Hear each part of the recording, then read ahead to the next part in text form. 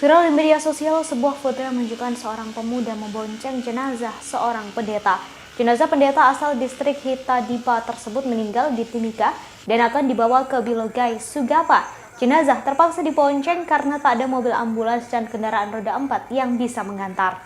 Jenazah sang pendeta dibonceng dan diikat di jok belakang layaknya orang hidup.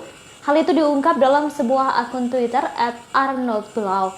Ia menyebut jalan yang harus ditempuh cukup berbahaya dan berisiko. Akun tersebut juga menyertakan sebuah video yang menunjukkan perjalanan mereka menuju ke Sugapa.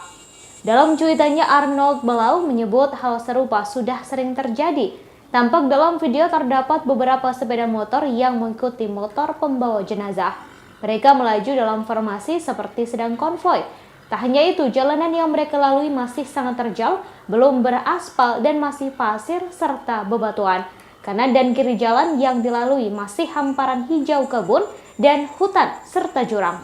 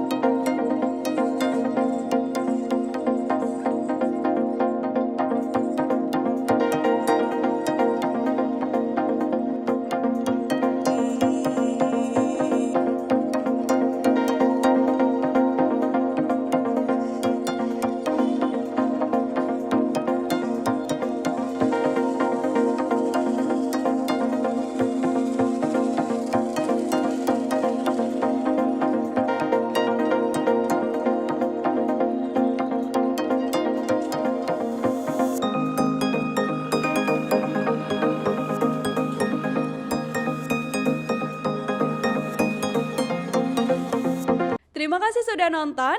Jangan lupa like, subscribe, dan share ya.